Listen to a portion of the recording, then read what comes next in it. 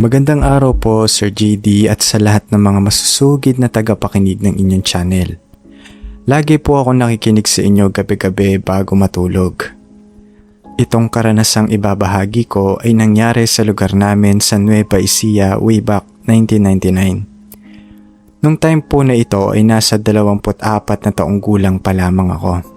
Binata pa, puno ng pangarap at walang iniisip kundi ang kumayod sa pamilya. Tricycle driver po ako noon.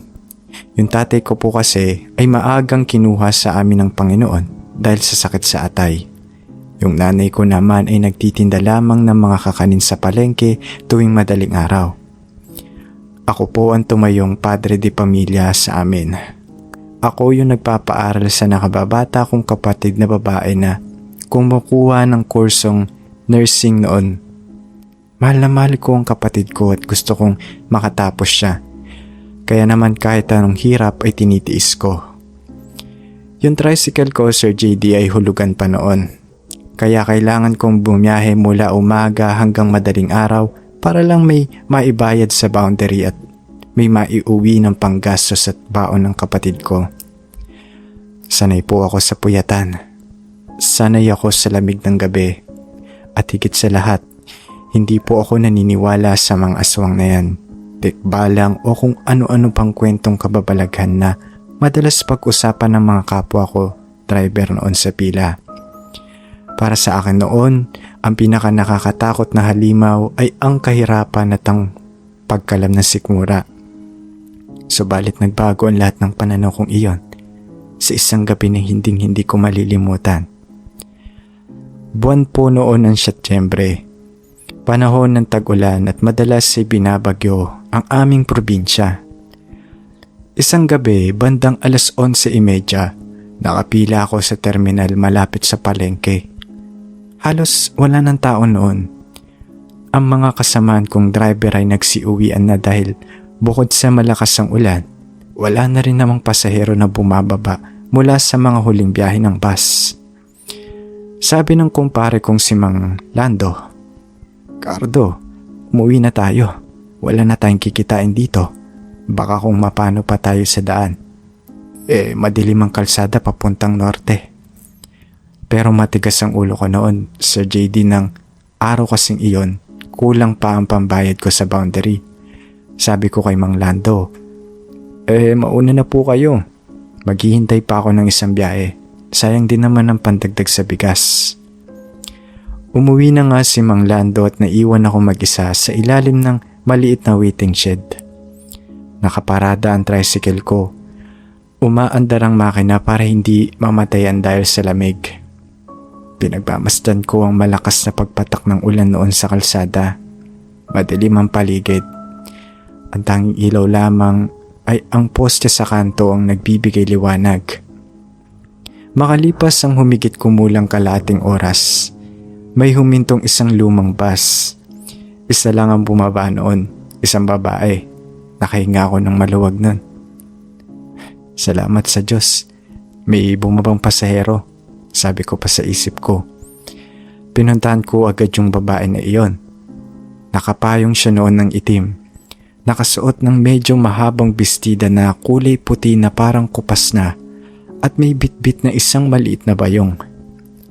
"Ma'am, tricycle po, sasakay po ba kayo?" Alok ko sa kanya. Hindi siya sumagot agad nun. Lumingon lang siya sa akin. Dahil sa payong at sa dilim, hindi ko masyadong maaninag ang buong mukha niya. Pero napansin kong napakaputla po ng kanyang balat na halos kasing kulay ng kanyang damit. Tumango lang siya at sumakay sa loob ng sidecar nun. Ma'am, saan po tayo pupunta?" Tanong ko. Sa may San Isidro. Doon sa dulo bago magtulay," sagot niya. Ang boses niya ay napakalamig, Sir JD. Pero walang emosyon. Parang nanggagaling sa kailaliman ng lupa. Medyo kinabahan ako ng bahagya nun. Ang San Isidro po kasi ay malayo-layo sa bayan. At yung dulo na sinasabi niya bago magtulay, puro palayan na yun at walang masyadong bahay doon. May kalumaan din ng sementeryo doon na madalas ay iniiwasan ng mga driver kapag alanganing oras na. Pero dahil kailangan ko ng pera, ipinagsawalang bahala ko ang kaba ko. Sige po ma'am, sabi ko at pinaharurot ko na ang aking tricycle. Sa unang 10 minuto ng biyahe, maayos naman ang lahat. Dinig ko lang ang ugong ng makina ko at ang hampas ng ulan sa bubong ng tricycle. Pero habang papalayo kami sa bayan at papasok sa kalsadang napapaligiran ng malalawak na palayan, doon na nagsimulang magbago ang ihip ng hangin. Biglang nanlamig ang buong paligid, Sir JD. Hindi yung lamig dahil sa ulan. Ibang lamig. Yung lamig na nanunuot sa buto. Yung parang nasa loob ka ng punerarya.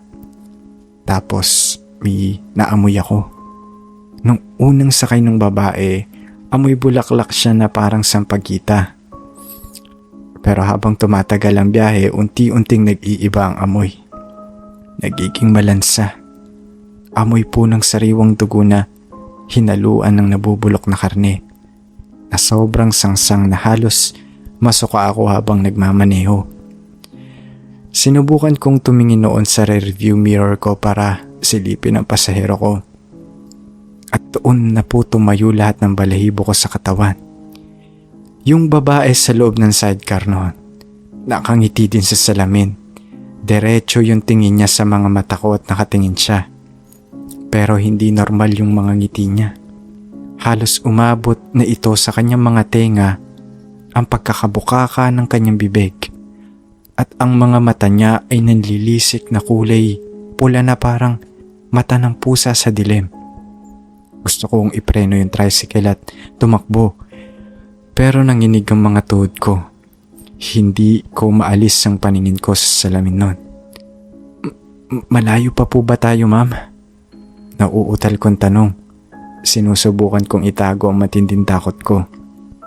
Hindi siya sumagot. Bagkus, mas lalo pa niyang nilaparan ang kanyang ngiti. At sa mga sandaling iyon, nakita ko ang kanyang mga ngipin. Matutulis ito at maiitim din. Biglang bumigat ang manibela ko. Ramdam kong bumigat ang buong tricycle ko na parang may sumakay na 3 malalaking lalaki sa likuran. Umuugong ng malakas ang makina ko nun. Hirap na hirap hatakin ang sasakyan. Tumingin ulit ako sa sidecar. Wala na yung babae. Laking gulat ko. Paanong mawawala siya Umaandar kami ng mabilis noon at wala namang pintuan yung sidecar ko para tumanan siya nang hindi ko napapansin. Pero bago pa man ako makapag-isip ng matino, narinig ko ang isang tunog na nagpatigil sa pagtibok ng puso ko. Nanggagaling ang tunog na iyon sa ibabaw mismo ng bubong ng tricycle ko. Kasunod nito ay ang ingi ng matatalim na kuko na kumakalmot naman sa yero at trapal ng bubong. May nasa itaas na sasakyan ko. Ramdam ko ang pagyuko ng bubong nun dahil sa bigat ng nakadagan dito.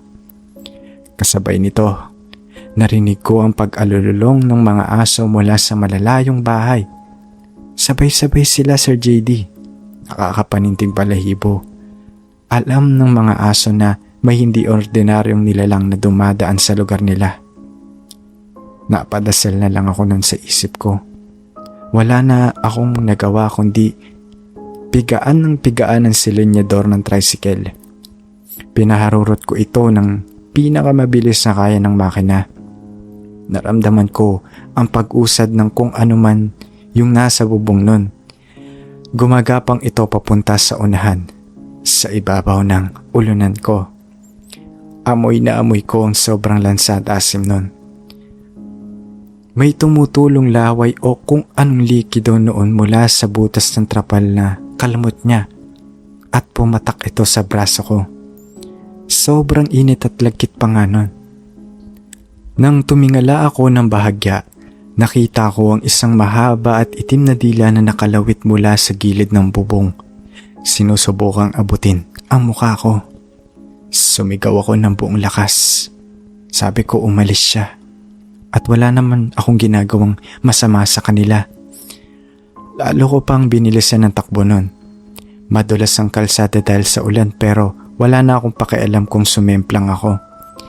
Mas gugustuhin ko pang mabali ang buto ko sa pagkaaksidente kaysa mapunta sa bibig ng mga aswa.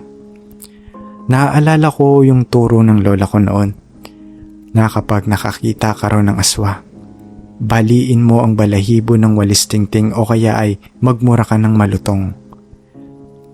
Wala naman akong walis noon, kaya naman nagmura na lang ako ng nagmura. Isinigaw ko lahat ng masasamang salita na alam ko habang nagdarasal din ng ama namin sa isip ko. Sa di kalayuan, nakita ko noon ang isang maliwanag na ilaw. Ang sari-sari store at vulcanizing shop ni Kapitan Tomas, yung kapitan ng aming barangay. 24 oras kasi silang bukas dahil madalas may mga natutuyuan ng gulong doon. Doon ko itinutok ang tricycle ko. Pagliko ko sa kanto papasok sa talyer ni Kapitan, nawalan ako ng kontrol dahil sa dalas. Sumalpok ang tricycle ko sa mga nakasalansan na lumang gulong sa gilid ng kalsada. Tumilapon ako mula sa manibela at bumagsak sa putikan. Mabilis na nagsilabasan sina Kapitan Tomas noon at ang kanyang mga tambay na tanod. Sumigaw agad sila na ano daw ba ang nangyari sa akin habang tinutulungan akong bumangon. Pero hindi ako makapagsalita. Nanginginig ang buong katawan ko. Umiiyak ako sa takot at pagkabigla. Nakaturo lang ako sa direksyon ng tricycle ko. Pinuntahan nila ang sasakyan ko nun. Dinig ko ang mga singhap ng gulat nila. Nang mahimasmasan ako at makalapit, nakita ko rin kung bakit sila nagulat.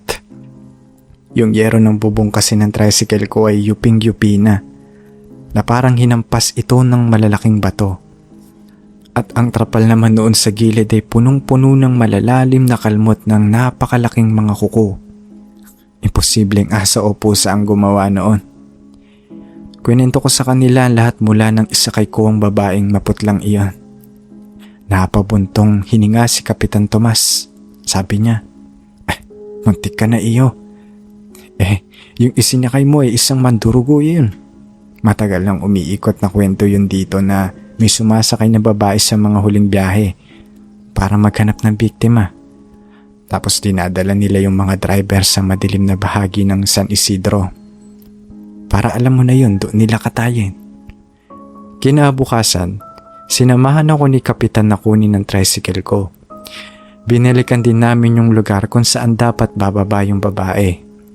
Yung dulo pala ng kalsadang iyon, Sir JD, ay isang lumang kubol at pinaglilibingan noong unang panahon pa ng Hapon. Walang kahit isang bahay doon.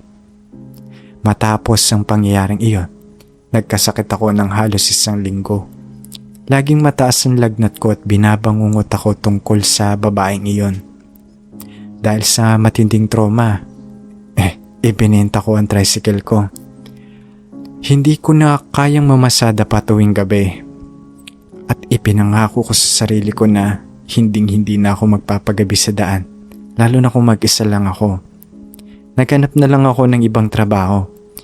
Pumasok ako bilang isang kargador sa palengke at nagsumikap hanggang sa unti-unting umasenso. Sa awa naman ng Diyos, nakatapos ang kapatid kong si Lina bilang nurse. At ngayon ay nasa Canada na po siya kasama ang kanyang sariling pamilya. Ako naman po, Sir JD, ay naging matagumpay rin.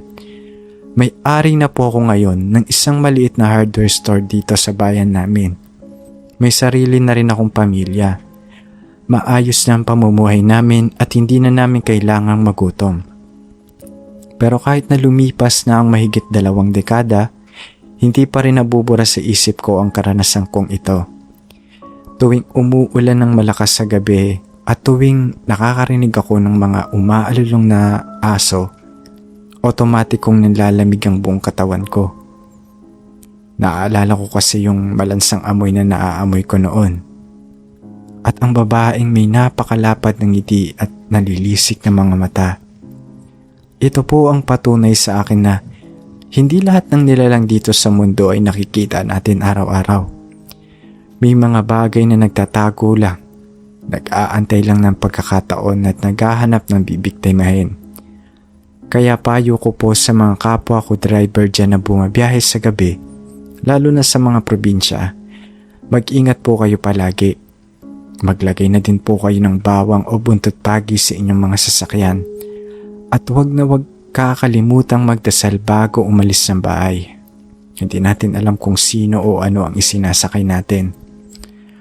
Maraming salamat po sa pagbabasa ng aking kwento, Sir JD. Naway maging aral ito at babala sa lahat ng nakikinig. Pagpalain po kayo ng may kapal at more power po sa inyong channel.